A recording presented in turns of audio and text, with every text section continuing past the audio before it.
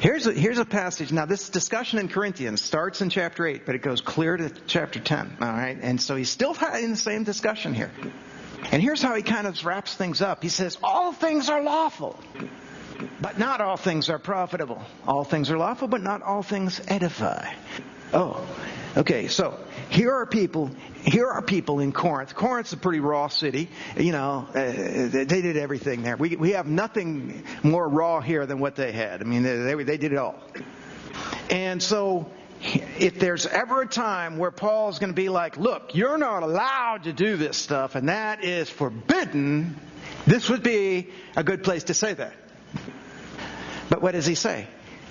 All things are lawful. You must be kidding. What, all? That's what he says. That's because we come to God through grace. We don't come to God through our good works, you know. I mean, yeah, we're violating His will probably, but the thing is, we're forgiven. So in that sense, all things are lawful. We can literally do. I've had people ask, so I can just receive Christ and go out here and kill 50 people, huh? You almost hate to say it, but the answer is, yeah, you could. You could do that. I don't think you would. You know, because for one thing, when we receive the gift of forgiveness from Christ, the Holy Spirit enters us. And we start to find that the whole project of killing people, this isn't that appealing at all anymore. And a lot of other things that don't even sound that weird, you know, that we used to get off on, now just seem like, I don't want to be that way anymore. And we find our heart gravitating away from that. And so that's the way God works, not through the have to of, boy, you better not or you're going to get yours, but rather through the want to, where our heart just starts to respond to the love of God. And we gravitate more toward that. And we're not interested in the other stuff like we were. That's the way grace works on your heart. And we realize what he's saying here. Yeah, I could go out and I could blow my mind out with drugs tonight if I want. God won't reject me. But how profitable is that going to be? I already saw where that way of life leads.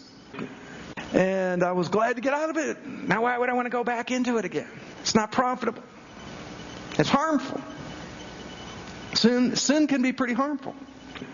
We say, well, you know, all I want is just a good roll in the hay. I just feel like I need some love, you know. Well, okay, so you go and do that, and you go and get laid. There's damage. You're damaging yourself. You're damaging another person. It's not profitable. It's damaging. And we need to think about that. All things are lawful, but not all things edify. To edify means to build up. Am I building up myself? Am I building others up by what I'm doing? You say, well, I'm allowed to do it if I want to. Yeah, so what?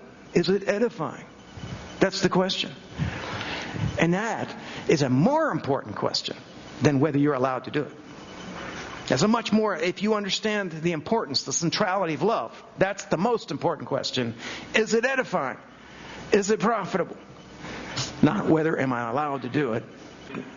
Or, as he puts it in 24, let no one seek his own good, but that of his neighbor. The basic principle that we've been arguing now for 4 or 5 weeks. The centrality of sacrificial love. Instead of living for me and what I get to do, starting to get others-centered and living for what's good for the other. Wow. So, under that perspective, we start to become sensitive to how our lives are being viewed by others. We're aware that people may view us as a model. They may view us as the lowest common denominator. And, you know, if he can do it, I can do it. And they may be unintentionally led into things that could be harmful. Interesting, too, because we're not dealing with legalism here, but we're dealing with a law of love. Our actions could actually be totally different in different situations. Let's go back to this 1 Corinthians. This is very interesting. He says, here, try this. He says, anything that's sold in the marketplaces without asking question for conscience sake, and he quotes the Old Testament, the earth is the Lord and all it contains. There's your theology. Just eat it. Okay, don't ask questions. Don't go up and say, was this idol dedicated or anything like that. Just eat it.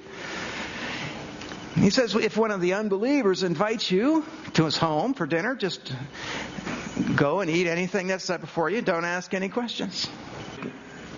Then he says, what if someone says as they put your plate down, was sacrificed to idols today? You know, we got this meat blessed by whoever. Then he says, don't eat it for the sake of the one who informed you and for conscience sake. He says, I mean not your conscience, but the other person's conscience. Well, isn't this interesting? An interesting way of reasoning by Paul. You know, the law liver reads this and is like, huh? Wait a minute. So you're saying to eat it unless this happens and then don't eat. Look, am I allowed to eat it or not? Okay? That's the legalistic mentality. But this is not legalistic thinking. What he's doing is he's thinking about dealing with these ethical issues in a relational way. Whether you should eat it or not depends on the effect that you're having on the other person. It's an other-centered perspective. It's awesome. It's deep. What a different way of approaching the world. Yeah, the legalists just can't get this at all.